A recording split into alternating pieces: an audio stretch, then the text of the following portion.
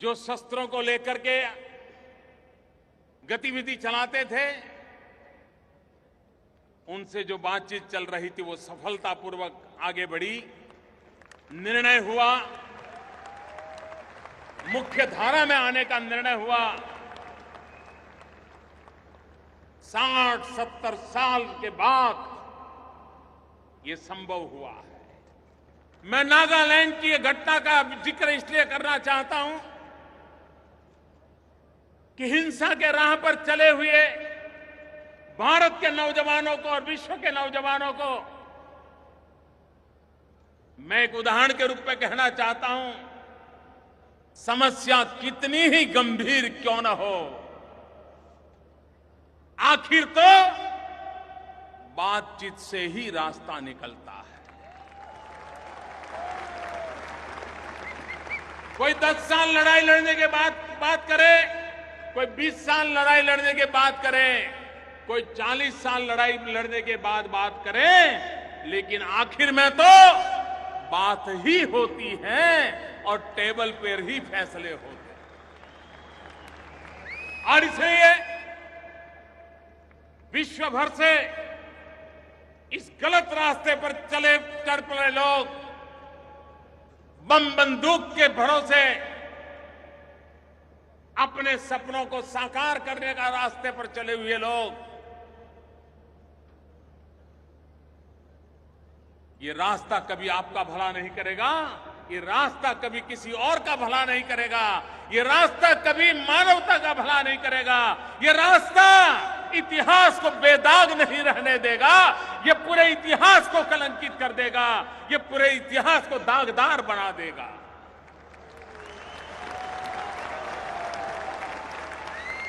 और इसलिए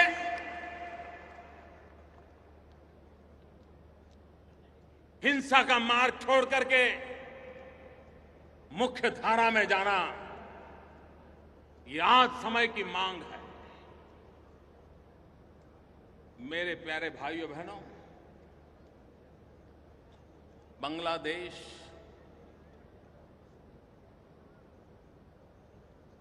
उन्नीस में भारत का विभाजन हुआ, 1947।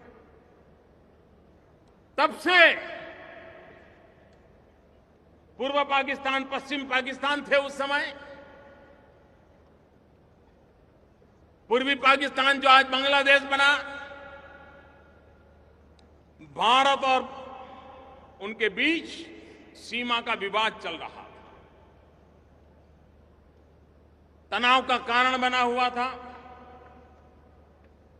आशंकाओं का कारण बना हुआ था। घुसपैठ के लिए एक सुविधाजनक स्थिति बनी हुई थी। आप सबके आशीर्वाद से हिंदुस्तान ने बीड़ा उठाया, सबने मिलकर के बीड़ा उठाया कि समस्या का समाधान करना है, बातचीत से करना है। मैं पिछले सितंबर में बांग्ला भीड़ में खड़े खड़े, झूले पर पड़े पड़े, आज हलचल है कि मुझ पे भरोसा कीजिए और मुझे थोड़ा समय दीजिए।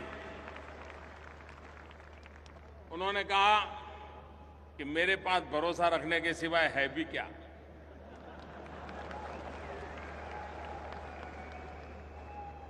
लेकिन आज मैं मेरे प्यारे देशवासियों, आपके सामने सर झुका करके कहना चाहता हूं कि आजादी से लटका हुआ ये सवाल 1 अगस्त को समाप्त कर दिया गया।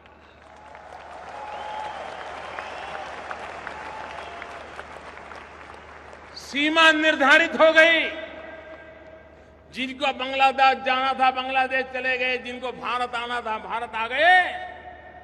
हम लोग तो 15 अगस्त 1947 को आजाद हो गए थे। सर्वसम्मति से सभी राजनीतिक दलों ने साथ दिया। और सर्वसम्मति से फैसला हुआ, बातचीत के माध्यम से फैसला हुआ। ये छोटी मोटी उपलब्धि नहीं है मेरे भाइयों बहनों। और मैं औरों को भी हमेशा कहता हूं, अड़ोस पड़ोस के देशों को भी कहता रहता हूं,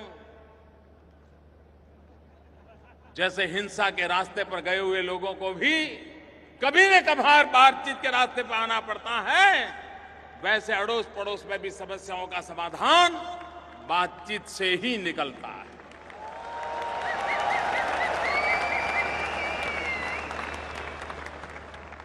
अंतर्राष्ट्रीय संबंधों में आज भारत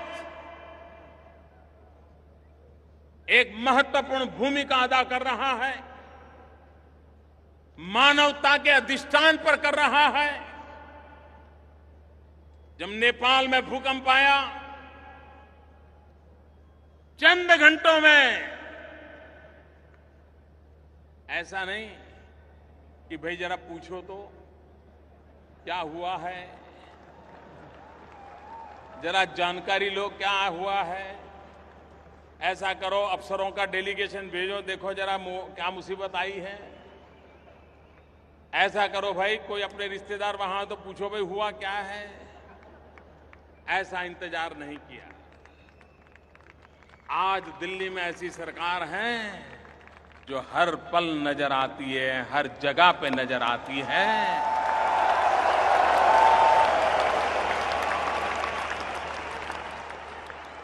और चंद घंटों में भारत से जो भी हो सकता था, ये मानवता का काम था।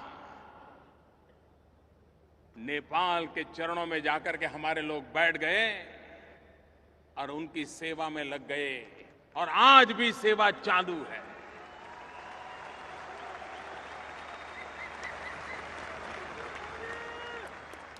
नेपाल हमारा पड़ोसी है, वो दुखी हो और हम सुखी हो, ये कभी संभव नहीं होता। उसके सुख में भी हमारा सुख समा हुआ है। श्रीलंका, आपको हैरानी होगी, जब मैं नेपाल गया प्रधानमंत्री बनने के बाद, नेपाल जाना है तो 70 मिनट नहीं लगती है। दिल्ली से नेपाल जाना हो 70 मिनट नहीं लगती है। लेकिन भारत के प्रधानमंत्री को नेपाल पहुंचने में 17 साल लग गए।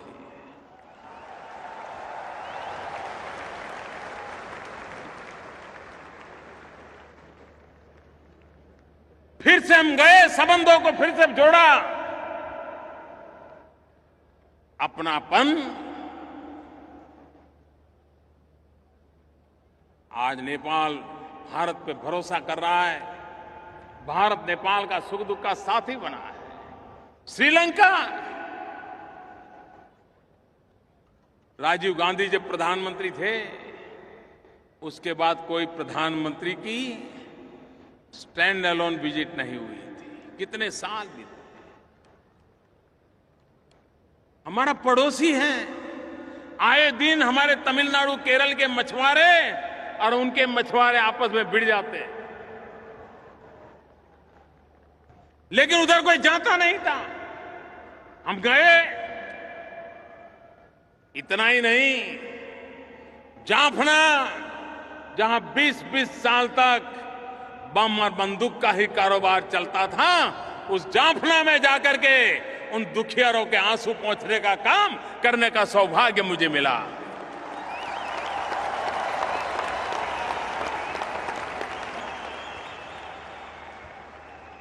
एक प्रधानमंत्री के रूप में जाफना जाने का सौभाग्य मुझे मिला। हमारे पड़ोस में मालदीव, आइलैंड पर बसा हुआ देश, टूरिज्म की दृष्टि से काफी आगे बढ़ा है। अचानक एक दिन उनके यहां पानी के सारे संयंत्र खराब हो गए। पूरे देश के पास पीने का पानी नहीं था। आप कल्पना कर सकते हो, कोई देश के पास पीने का पानी न हो, कितना बड़ा गहरा संकट आया। मालदीव से हमें मैसेज आया कि ऐसी मुसीबत आई है। एक पल का इंतजार नहीं किया भाइयों बहनों, हवाई जहाज से पीने का पानी पहुंचाया मालदीव में। एक तरफ संप्रदाय के नाम पर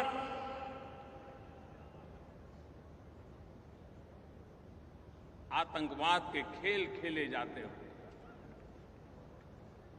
निर्दोषों को मौत के घाट उतार दिया जाता,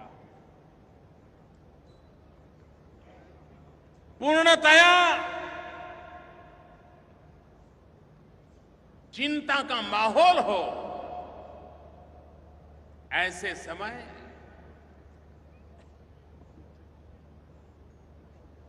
अबू धाबी के हिज हाइनेस क्राउन प्रिंस भारतीय समुदाय के लिए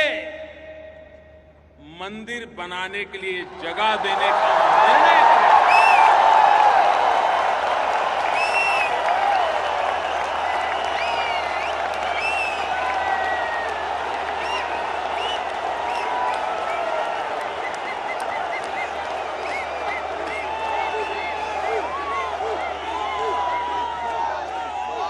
जो लोग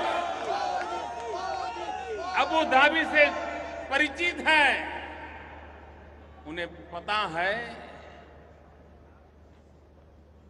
ये निर्णय कितना बड़ा है। ये सौगात कितनी बड़ी है।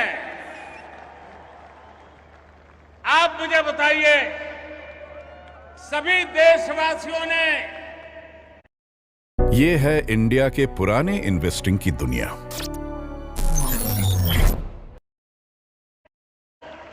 तालियों की गूंज से क्राउन प्रिंस का अभिनंदन कीजिए।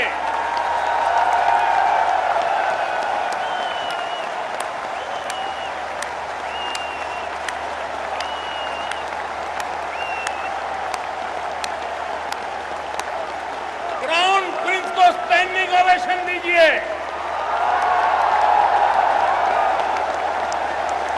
उनका अभिनंदन कीजिए।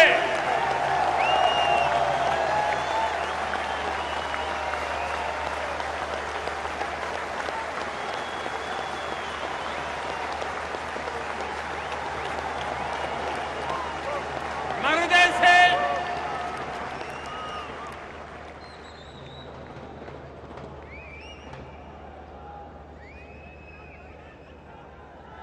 उनका अभिनंदन करता हूं।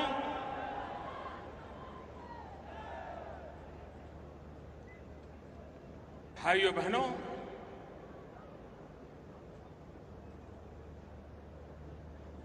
दो दिन की मेरी यात्रा में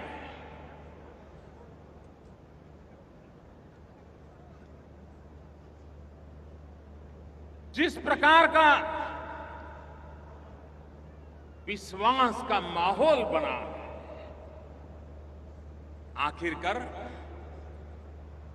अंतर्राष्ट्रीय संबंधों का आधार आपकी भाषा क्या है, आप कितने आर्टिकुलेट हैं, आप डिप्लोमेटिक रिलेशन में कितने बढ़िया ढंग से मेलजोल करते हैं,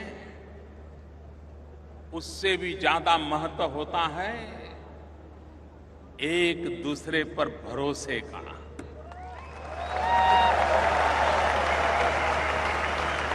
अंतर्राष्ट्रीय संबंधों में ये भरोसा, ये विश्वास एक बहुत बड़ी पूंजी होता है। और आज मैं चंद घंटों की मेरी यहां की मुलाकात के बाद कह सकता हूं कि भारत अबू धाबी, दुबई, अमीरात जो विश्वास का सेतु बना है वो अभूतपूर्व है और आने वाली पीढ़ियों तक काम आए ऐसा फाउंडेशन तैयार हुआ।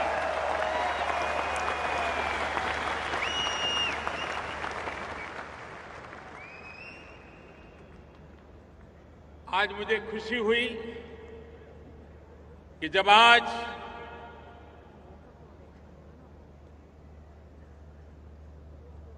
भारत और अमीरात के बीच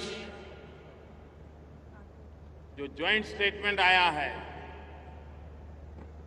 आपको भी खुशी होगी जान करके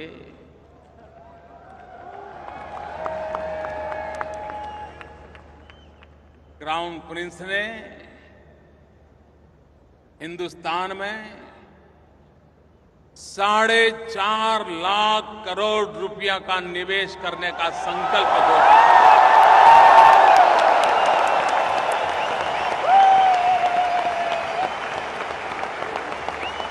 4.5 लाख करोड़ रुपया। कितना कितना कितना?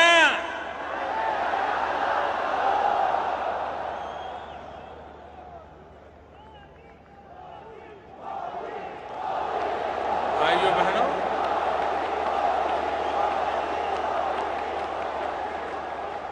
अगर आप पर किसी का भरोसा न हो तो कोई 10 रुपया भी आप पर लगाने के लिए तैयार होगा क्या?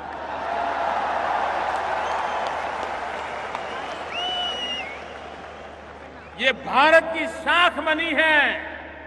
आज भारत का बदला हुआ रूप विश्व के सामने अपनी स्वीकृति बनाता आगे चल रहा है।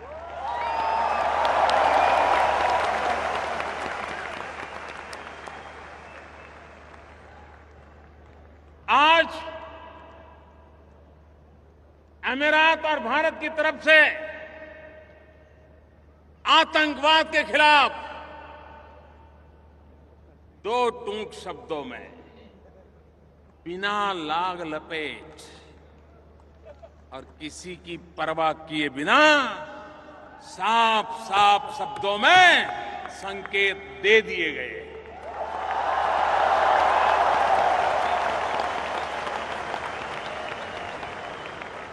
आतंकवाद के खिलाफ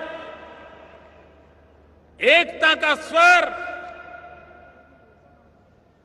आज इस धरती से उठा है। मैं इसे बहुत अहम मानता हूं। और इतना ही नहीं, समझने वाले समझ जाएंगे।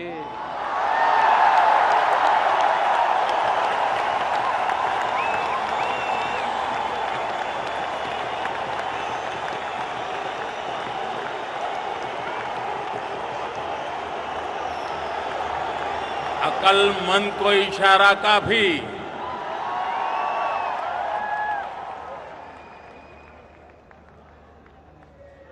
आतंकवाद में लिप्त लोगों को सजा होनी चाहिए, ये स्पष्ट शब्दों में संकेत यहां से निकला है।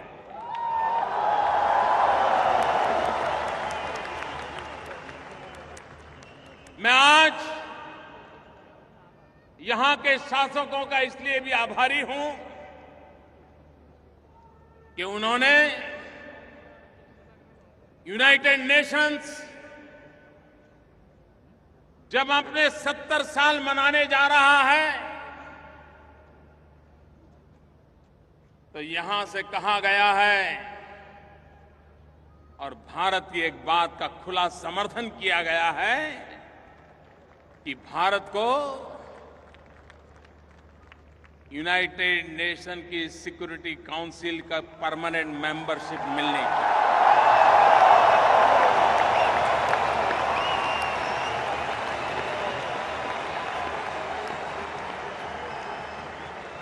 मैं आभारी हूं उनका। इससे भी आगे एक बहुत बड़ी महत्वपूर्ण बात पर आज भारत की लंबे अरसे से एक पोजीशन है, उसका आज हिज हाइनेस क्राउन प्रिंस ने खुले आम समर्थन घोषित किया है।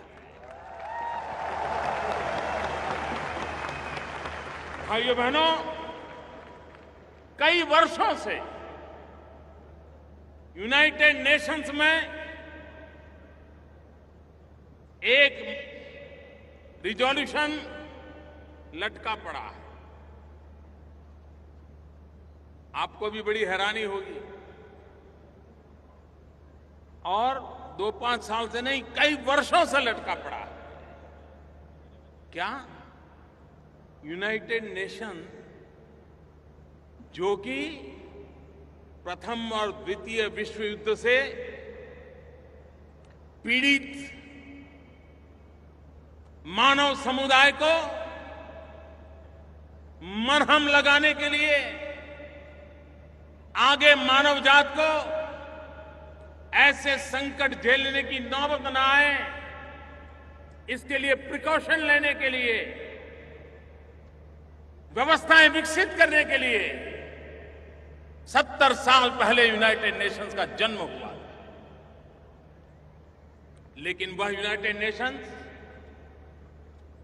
आतंकवाद की अभी तक परिभाषा नहीं कर पाया है। आतंकवाद किसको कहे, आतंकवादी किसको कहे, आतंकवाद को समर्थन करने वाले कौन माने जाए, किस देश को आतंकवाद का समर्थक माना जाए, किस देश को आतंकवाद का समर्थक न माना जाए। और इसलिए comprehensive convention on international terrorism, इसका निर्णय करने का प्रस्ताव लंबे अरसे से यूनाइटेड नेशन में लंबित पड़ा हुआ है। भारत ने एक पोजीशन ली है सालों से कि ये प्रस्ताव पर चर्चा हो जाए, निर्णय होना चाहिए, लेकिन टाला जा रहा था। आज मुझे खुशी इस बात की है कि हिज हाइनेस क्राउन प्रिंस ने भारत की स्थिति का समर्थन किया है, भारत की पोजीशन का समर्थन किया है, और 4 लाख करोड़ रुपए का पूंजी निवेश की बात नहीं है। ये एक निश्चित दिशा में कंधे से कंधा मिलाकर के चलने का एक प्रकार का संकेत इस जॉइंट स्टेटमेंट में।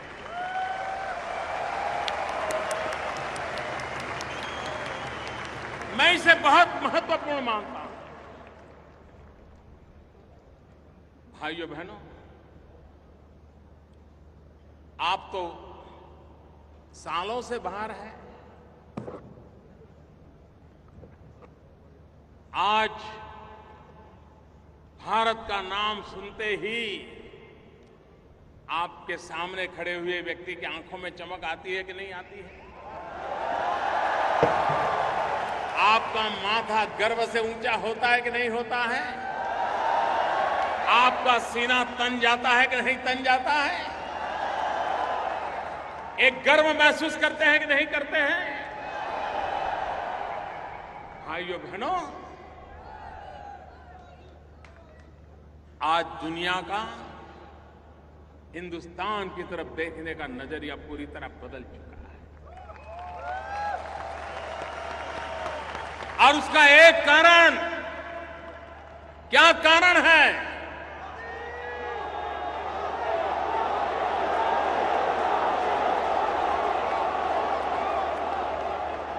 क्या कारण है ये बदलाव आया है? मोदी के कारण नहीं। ये जो बदलाव आया है 125 करोड़ देशवासियों की संकल्प शक्ति के कारण।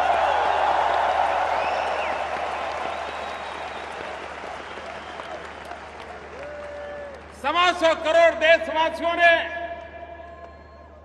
2014 मई महीने में 30 साल के बाद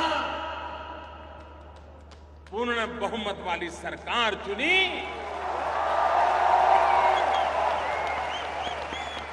आज दुनिया का कोई भी महापुरुष, दुनिया का कोई भी राजनेता मोदी से जब हाथ मिलाता है ना, तब उसे मोदी नहीं दिखता है, उसे 125 करोड़ हिंदुस्तानी दिखाई देते हैं।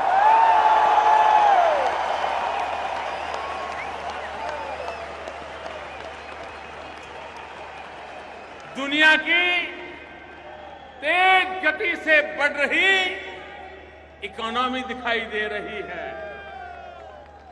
भाइयों बहनों, पिछले दिनों IMF हो, वर्ल्ड बैंक हो, मूडी हो, विश्व की जितनी भी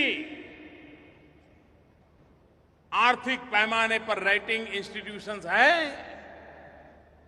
सब किसी ने एक स्वर से कहा है कि आज दुनिया में बड़े देशों में सबसे तेज गति से अगर आर्थिक सुधार हो रहा है, तेज गति से ग्रोथ हो रहा है, तो उस देश का नाम है, उस देश का नाम है, मुझे बताइए सीना तन जाएगा नहीं तन जाएगा, माथा ऊंचा होगा कि नहीं होगा? एक साल के भीतर भीतर ये बदलाव आया। भाइयों बहनों, हमने मेक इन इंडिया कुछ महीने पहले इस अभियान का प्रारंभ किया। दुनिया को मैं कह रहा हूं, मेक इन इंडिया। आइए, हिंदुस्तान एक ऐसा देश है जो संभावनाओं से भरा हुआ है। अपॉर्चुनिटीज ही अपॉर्चुनिटीज हैं। ये एक ऐसा भाग्यशाली देश है जिसके पास 65% जनसंख्या, 65% पॉपुलेशन 35 साल से कम उम्र की है।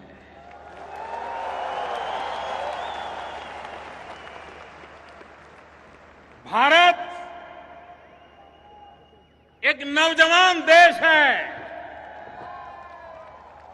आज जहां जवानी लबालब भरी पड़ी है,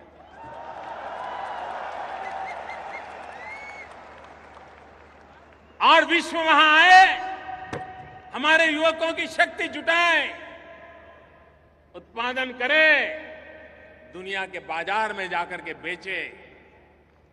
और आज ये कुछ ही महीनों का मामला है, फॉरेन डायरेक्ट इन्वेस्टमेंट FDI में 48% वृद्धि हुई है। 48%।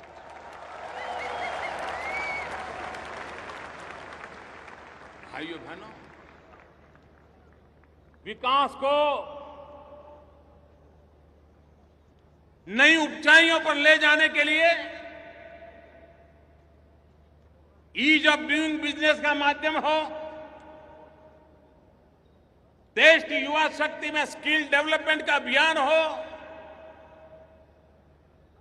आधुनिक भारत के निर्माण के लिए डिजिटल इंडिया का सपना साकार करने के लिए दिन रात पुरुषार्थ चलता हो, तो विश्व का आना बहुत स्वाभाविक है मेरे भाइयों बहनों, बहुत स्वाभाविक है।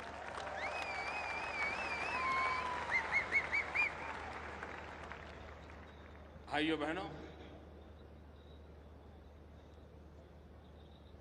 आज दुनिया जिस आतंकवाद के नाम सुनते ही कांप उठती है, एक नफरत पैदा होती है।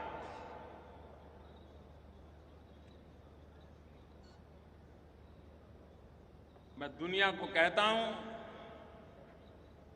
हम हिंदुस्तान के लोग 40 साल से ये आतंकवाद के शिकार हुए हैं। हमारे निर्दोष लोग आतंकवादियों की गोलियों से भून दिए गए हैं, मौत के घाट उतार दिए गए।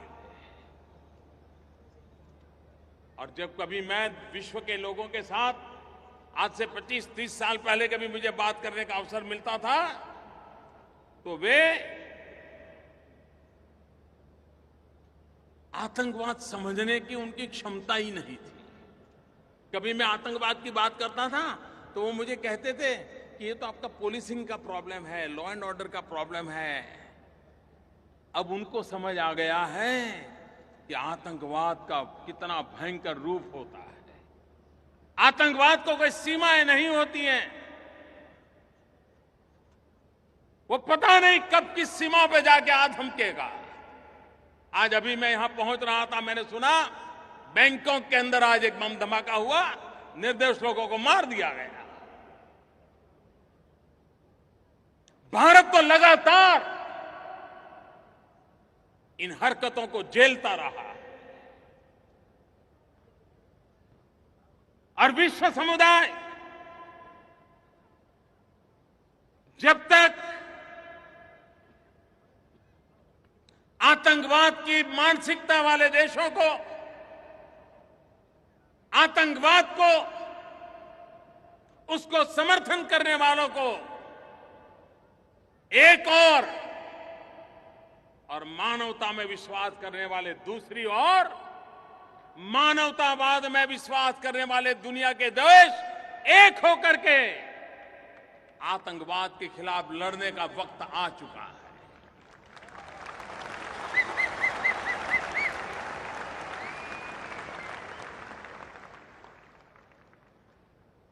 Good Taliban, bad Taliban, good terrorism, bad terrorism, ये अब चलने वाला नहीं है।